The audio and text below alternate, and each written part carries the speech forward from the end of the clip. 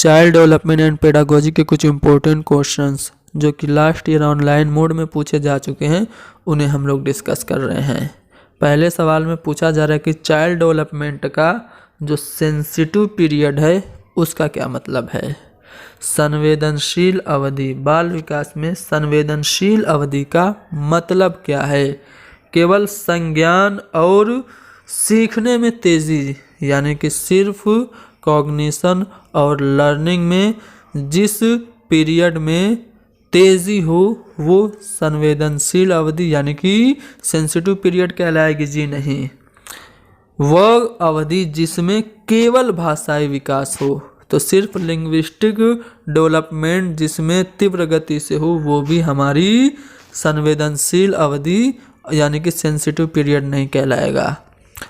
अगले ऑप्शन में है कि वह पीरियड जिसमें फिजिकल ग्रोथ बहुत तेज हो, तो सिर्फ फिजिकल ग्रोथ होगी तो वो पीरियड भी हमारा सेंसिटिव पीरियड नहीं होगा। सेंसिटिव पीरियड हमारा कौन सा होगा, जिसमें कि हमारी स्पेसिफिक एबिलिटीज डेवलपमेंट का बेस्ट टाइम जो होगा, यानी वह अवधि जिसमें हमारी विशिष्ट क्षमताओं का विकास सबसे अच्छे तरीके से होगा, वो हमारी संवेदनशील अवधि यानी कि सेंसिटिव पीरियड कहलाएगी। ऑप्शन सेकंड हमारा सही होगा।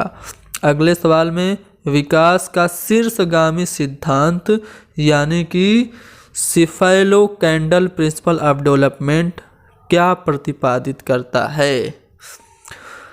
क्या विकास सिर से पांव तक होता है, या फिर विकास केंद्र से छोरों तक, या फिर विकास पैर से सिर तक, या फिर विकास छोरों से केंद्र तक।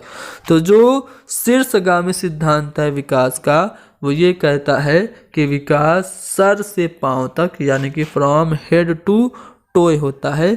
ऑप्शन फर्स्ट हमारा सही होगा। अगले सवाल में ये पूछा जा रहा है thought become abstract and idealistic in which period, यानी कि जो विचार हैं वो किस अवधि में अमूर्त और आदर्शवादी एब्स्ट्रैक्ट और आइडियलिस्टिक्स हो जाते हैं। तो वो हमारा है किशोरावस्था, एडोलसेंस, जो कि सबसे कठिन काल है। जीवन का सबसे कठिन काल जो है वो किशोरावस्था है, ये किलपैट्रिक ने कहा। और किशोरावस्था को संघर्ष तथा तूफान की अवस्था कहा स्टैनले हॉल ने। तो यहाँ पे इसी स्टेज में, इसी अवधि में बच्चों में अमूर्त चिंतन और आदर्शवादी भी बच्चे हो जाते हैं, यानी कि ऑप्शन 4 हमारा सही होगा। अगले सवाल में ये पूछा जा रहा है कि पियाजे के सिद्धांत में संज्ञानात्मक प्रणाली के लिए स्कीमाओं को पुनर्व्यवस्थित करना, उन्हें स्कीमाओं से जोड़ना क्या कहलाता है। तो इसे पियाजे ऑर्गेनाइजेशन यानी कि संगठन कहते हैं। आंसर की के मुताबिक तीसरा वाला ऑप्शन सही है। आगे बढ़ते हैं अगले सवाल पे। बच्चों में मानसिक रूप से समस्याओं को हल कर सकते हैं, लेकिन समस्याओं को स्वयं सामग्री से संबंधित होना चाहिए, न कि प्रतीकों से। यानी कि वो कौन सा स्टेज है जिसमें बच्चे मानसिक रूप से किसी भी प्रॉब्लम को सॉल्व कर सकते हैं, लेकिन जो प्रॉब्लम हो वो बच्चों की पर्सनल लाइफ से रिलेटेड हो। ठीक है, तो बच्चे क्रिटिकल थिंकिंग करते हैं मूर्त संक्रियात्मक अवस्था यानी कि कॉन्क्रीट ऑपरेशनल स्टेज में ही, और वो जो सामने चीज़ें होती हैं उनके बारे में ही सिर्फ मूर्त चिंतन कर पाते हैं। अमूर्त चिंतन उनका शुरू होता है कब, तो वो उनका फॉर्मल ऑपरेशनल स्टेज में शुरू होता है। तो यहाँ पे समस्या को हल कर लेना, लेकिन वही समस्या जो उनको स्वयं से उनसे संबंधित हो, यानी कि खुद उनके सामने मूर्त रूप से हो। तो इसलिए हम कहेंगे कि मूर्त संक्रियात्मक अवस्था में बच्चे मानसिक रूप से समस्याओं को हल कर सकते हैं, लेकिन समस्याओं को स्वयं सामग्री से संबंधित होना चाहिए, न कि प्रतीकों से। तो ऑप्शन सेकंड हमारा सही है। Socio constructivist theorist consider the child as, यानी कि जो सामाजिक निर्माणवादी सिद्धांतवादी हैं वो बच्चे को किस तरह देखते हैं। कोरिलेट तो बच्चे होते नहीं हैं, ज्ञान के निष्क्रिय प्राप्तकर्ता भी नहीं होते हैं, बल्कि वो ज्ञान के निर्माण में शामिल सक्रिय प्राणी होते हैं। यानी कि बच्चे खुद से ज्ञान का सृजन करते हैं, ये मानना है आपके सोशियो कंस्ट्रक्टिविस्ट का। ठीक है ना, यानी कि ऑप्शन नंबर 3 हमारा सही होगा। अगले सवाल में ये पूछा जा रहा है कि छात्रों के बीच संवाद को प्रोत्साहित करना और पाड़ देना, यानी कि इसका फोल्डिंग देना, ये क्या कहलाता है, किसका उदाहरण है। आप बच्चों में डायलॉग को बोलने के लिए बच्चों को मोटिवेट कर रहे हैं, इनकरेज कर रहे हैं और बच्चों को इसका फोल्डिंग भी दे रहे हैं, तो इसे हम क्या कहेंगे, इसे हम कहेंगे जोन ऑफ प्रॉक्सिमल डेवलपमेंट बनाना, यानी कि समीपस्थ विकास का क्षेत्र बनाना, यानी कि ऑप्शन नंबर 1 हमारा सही होगा। अगले सवाल में यह पूछा जा रहा है कि किसने प्रस्तावित किया कि नए ज्ञान बच्चे के मौजूदा ज्ञान और समर्थन के साथ जानने में सक्षम होने के बीच अंतर में निर्मित होते हैं। अंग्रेजी में पढ़ेंगे तो आसानी से समझ में आएगा कि who propose that new knowledge is constructed in zone between that the child knows and what is capable of knowing the support, यानी कि ये किसने कंसेप्ट दिया कि बच्चे खुद से कोई काम कर लेते हैं, कोई काम किसी की मदद से करते हैं, तो इसके बीच में भी एक इलाका होता है, तो इस इलाके को जोन ऑफ प्रॉक्सिमल डेवलपमेंट कहते हैं। ये किसने किया, ये कंसेप्ट दिया लेव वाइगोस्की ने। तो यहाँ पे जोन ऑफ प्रॉक्सिमल डेवलपमेंट को ही पूछ रहा है, यानी कि हमारा लेव वाइगोस्की सही जवाब होगा। अगले सवाल पे चलते हैं। इनमें से कौन सी स्थिति बाल केंद्रित कक्षा का, यानी कि चाइल्ड सेंटर्ड क्लासरूम का कौन सा एग्जाम्पल है। एक कक्षा जिसमें छात्र समूह में बैठे हों, ग्रुप में बैठे हों और शिक्षक बारी बारी से प्रत्येक में जाते हों। दूसरा ऑप्शन है कि एक कक्षा जिसमें छात्रों का व्यवहार शिक्षक द्वारा किए जाने वाले पुरस्कार और दंड द्वारा नियंत्रित हो, यानी कि ऐसा क्लास जिसमें टीचर कहे कि जिसमें बच्चे टीचर से या तो पनिशमेंट के डर से या फिर टीचर से रिवार्ड की लालच में जिसमें काम करें, क्या वो आपका चाइल्ड सेंटर्ड क्लास होगा। या फिर एक कक्षा जिसमें शिक्षक निर्देश देता है और छात्र को नोट्स याद करने के लिए कहा जाए, या फिर एक कक्षा जिसमें छात्र जो चाहें करते हैं जबकि शिक्षक उन्हें चुपचाप देखता है। तो बाल केंद्रित जो कक्षा होगी वो कौन सी कहलाएगी। तो चारों एग्जाम्पल में जो पहला एग्जाम्पल है वो बाल केंद्रित कक्षा का उदाहरण है। इसमें छात्र समूह में बैठे हैं और शिक्षक बारी बारी से प्रत्येक समूह में जा रहे हैं, उनकी एक्टिविटीज़ को टीचर देख रहे हैं। तो ये हमारा पहला वाला जो ऑप्शन है वो बाल केंद्रित कक्षा का उदाहरण है। ठीक है, छात्र जो चाहे करें ये नहीं है, जो चाहे मतलब कुछ भी करने लगेंगे और यहाँ पे टीचर भी चुपचाप है, तो ये नहीं होगा, बल्कि पहला वाला ऑप्शन ज़्यादा मुनासिब है। अगला सवाल ये है कि हार्वर्ड गार्डनर के अनुसार जो बुद्धि है वो क्या है। क्या एक बिहेवियर में पॉजिटिव चेंज यानी कि व्यवहार में सकारात्मक परिवर्तन है, या फिर व्यवहार में नकारात्मक परिवर्तन है, या फिर मूल उत्पादों का उत्पादन करने की क्षमता है, या फिर कई विशिष्ट क्षमताओं का एक समूह है।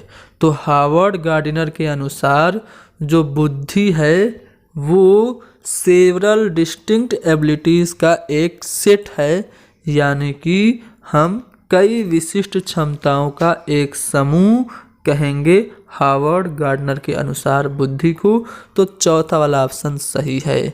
अगले सवाल में यहाँ पे रीज़न असर्शन और रीज़न दिया हुआ है, कथन और कारण दिया हुआ है, इसे हमें पढ़ना है और समझना है। Teacher should follow standardized curriculum pedagogy and methods of assessment, यानी कि टीचर को मानकीकृत पाठ्यक्रम शिक्षा शास्त्र और मूल्यांकन के इवेल्युएशन के मेथड्स को फॉलो करना चाहिए। क्या ये बात सही है? दूसरा है कि शैक्षिक प्रणालियों को बच्चों के बीच व्यक्तिगत मतभेदों को नज़रअंदाज करना चाहिए और उन्हें खारिज करना चाहिए। यानी कि जो एजुकेशन सिस्टम्स हैं उनको चाहिए कि बच्चों में जो इंडिविजुअल डिफरेंसेस हैं उन्हें इग्नोर कर दें और उन्हें बिल्कुल खारिज कर दें। तो बताओ, यहाँ पे कारण तो गलत है और साथ साथ कथन भी गलत है, क्योंकि टीचर्स को स्टैंडर्ड करिकुलम, पेडागोजी और मेथड्स ऑफ इवेल्युएशन नहीं अपनाना चाहिए और ना ही जो एजुकेशन सिस्टम है उसे बच्चों के इंडिविजुअल डिफरेंसेस को इग्नोर करना चाहिए।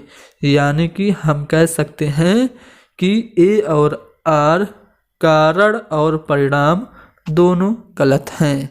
आगे बढ़ते हैं अगले सवाल पे।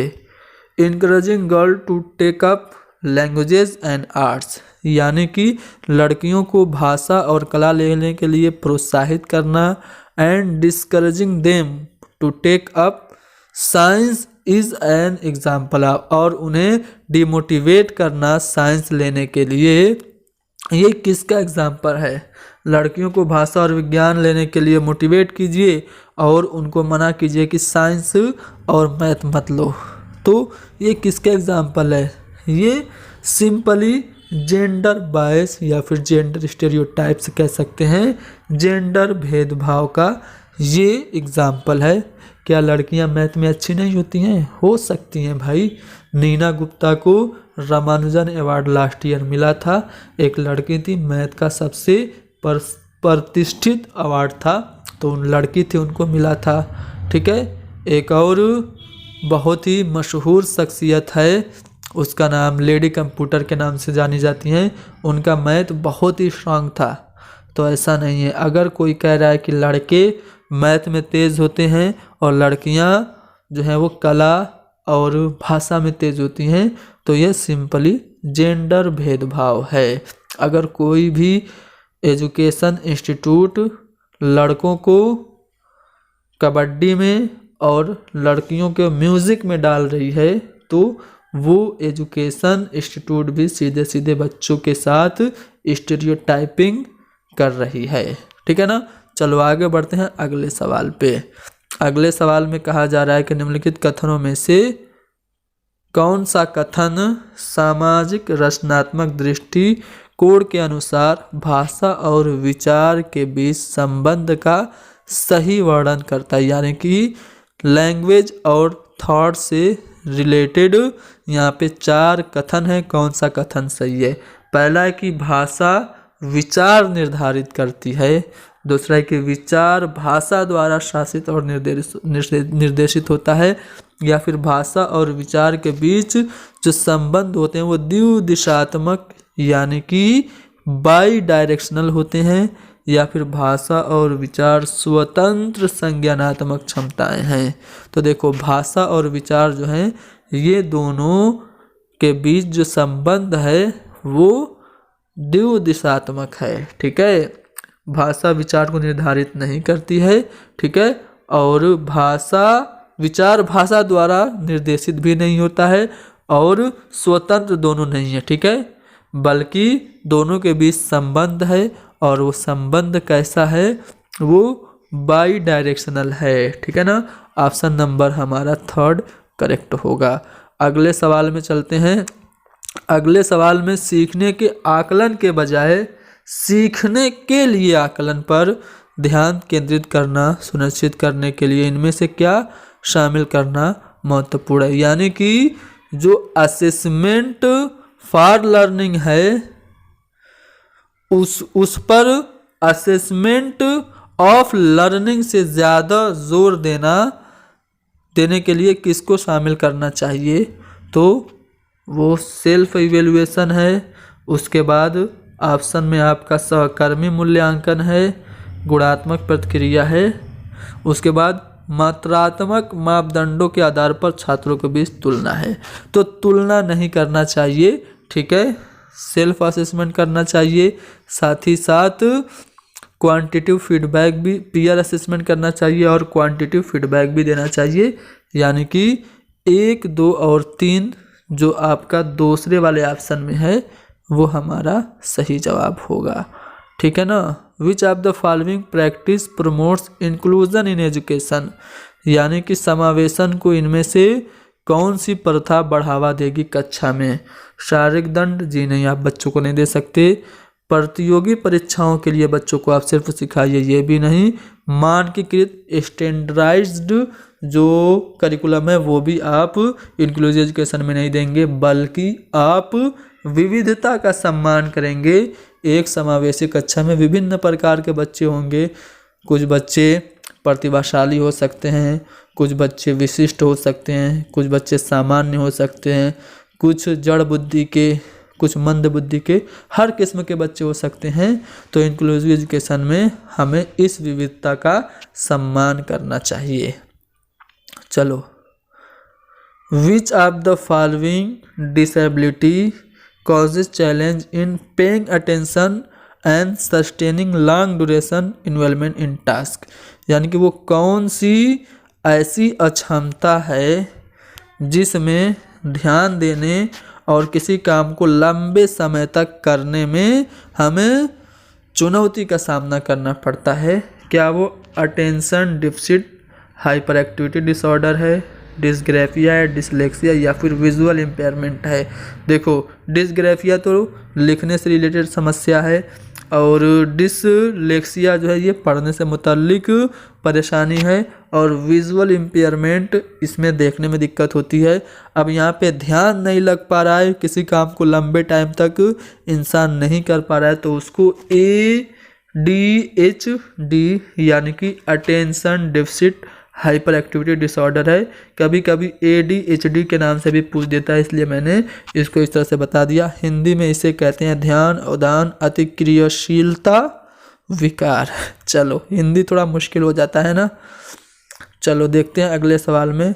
विभिन्न भाषाई पहचान वाले शिक्षार्थी कक्षा में एक शिक्षक को किसका अभ्यास करना चाहिए, यानी कि एक ऐसी क्लासरूम है जिसमें वेरियस लिंग्विस्टिक आइडेंटिटीज़ के स्टूडेंट्स हैं, अलग अलग भाषा बोलने वाले हैं, उर्दू बोलने वाले हैं, हिंदी बोलने वाले हैं, अंग्रेज़ी बोलने वाले हैं, भोजपुरी बोलने वाले हैं। तो ऐसे में एक टीचर को क्या करना चाहिए, तो सिंपली उसे मल्टीलिंगुअलिज्म को, बहुभाषावाद को, कसीर लसानिया जिसे उर्दू में कहते हैं, उसे बढ़ावा देना चाहिए। ऑप्शन 1 हमारा सही होगा।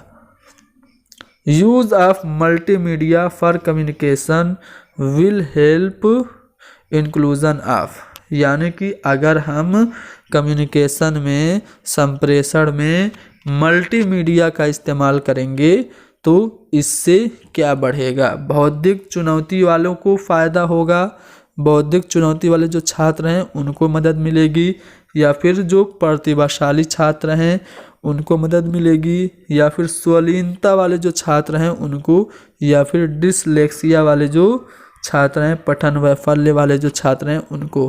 तो याद रखिएगा, अगर हम मल्टीमीडिया के ज़रिए कम्युनिकेशन कराएंगे तो हर किस्म के बच्चों को, बौद्धिक चुनौती वाला बच्चा है उसको भी मल्टीमीडिया के यूज़ से कम्युनिकेशन में मदद मिलेगी।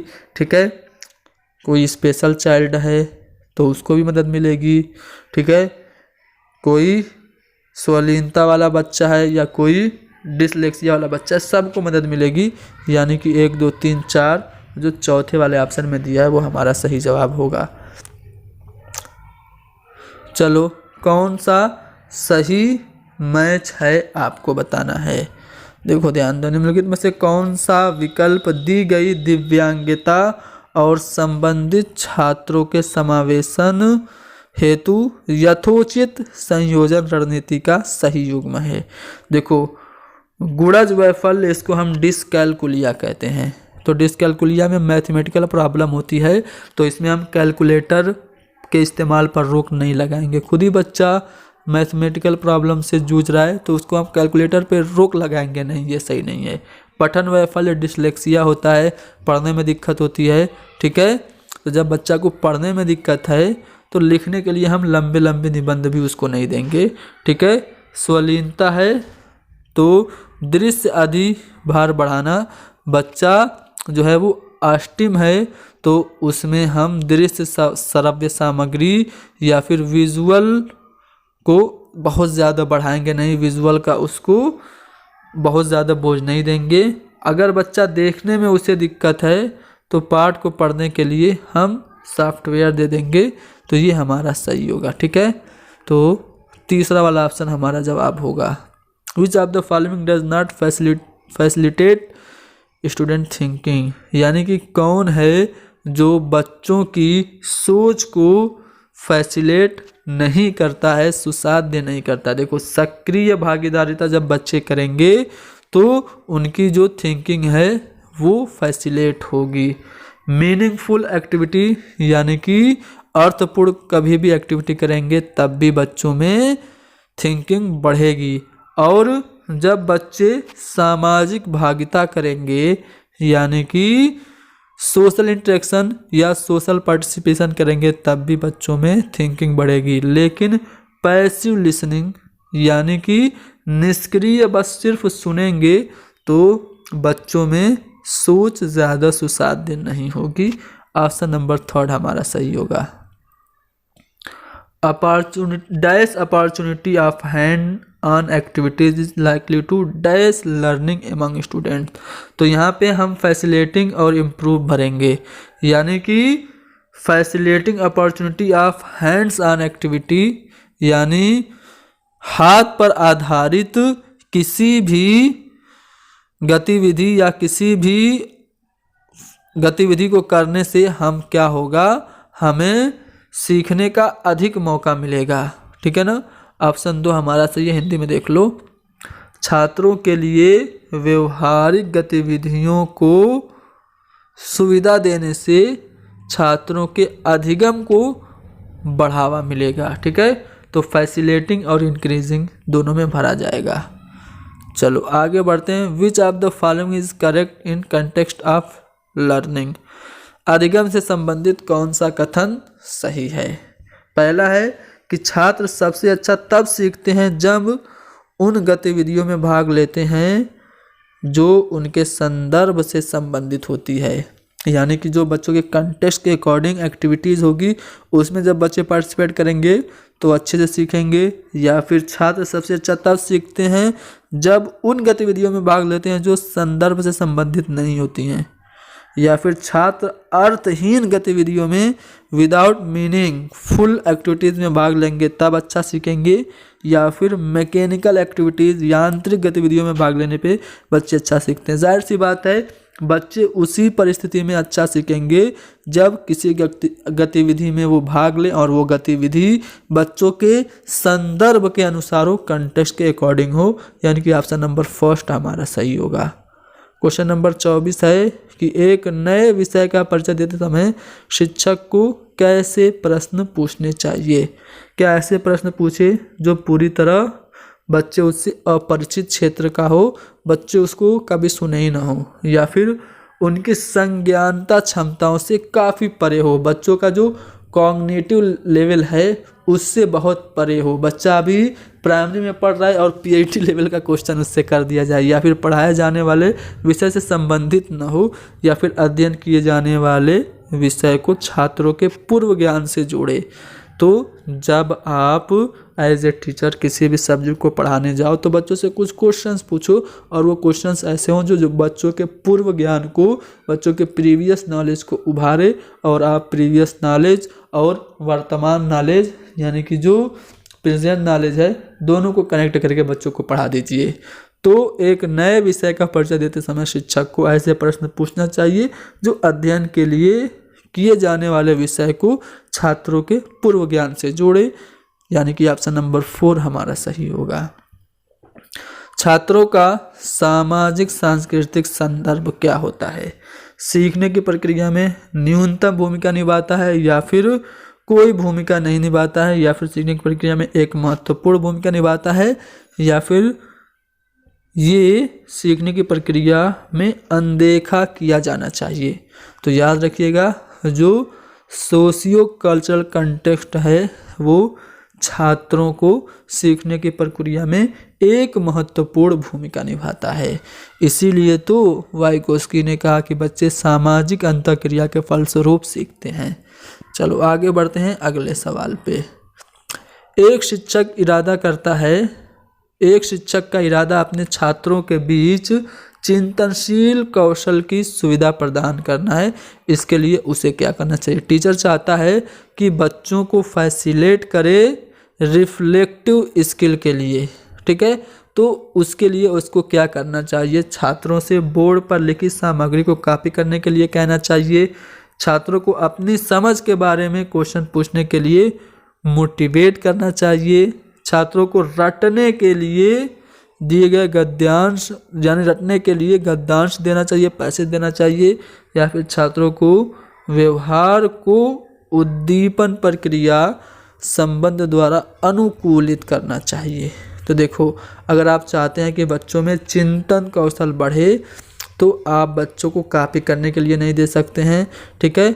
बच्चों को अपनी समझ के बारे में क्वेश्चन पूछने के लिए मोटिवेट कर सकते हैं, ठीक है। इससे बच्चों में कॉग्निटिव डेवलपमेंट बढ़ेगा, ठीक है, और चिंतनशील कौशल में भी इजाफा होगा। यानी कि ऑप्शन नंबर 2 हमारा सही है। चलो आगे बढ़ते हैं अगले सवाल पे। एक टीचर को क्या करना चाहिए? छात्रों को स्वयं अपने त्रुटियों की पहचान के लिए प्रोत्साहित करना चाहिए। यानी कि टीचर को करना चाहिए कि बच्चों को मोटिवेट करके कि बच्चों अपनी गलती खुद से पहचान जाओ, या फिर छात्रों द्वारा की गई भ्रांतियों को, मिस्टेक्स को इग्नोर कर देना चाहिए, या फिर छात्रों की भ्रांतियों को और स्ट्रॉन्ग करना चाहिए, या फिर छात्रों को अपने त्रुटि को स्वयं ठीक करने के लिए पाड़ देना चाहिए, स्कैफोल्डिंग देना चाहिए, सहारा देना चाहिए। तो बिल्कुल सही बात है, एक टीचर को चाहिए कि ऐसी हेल्प करे बच्चों की कि बच्चे खुद से अपनी गलतियों को सीख लें, ठीक है ना। यानी कि ऑप्शन नंबर 4 हमारा सही होगा। एक स्टूडेंट बहुत ही घबराया हुआ है और उच्च स्तर की वो चिंता महसूस कर रहा है, उसको हाई लेवल एंजाइटी है।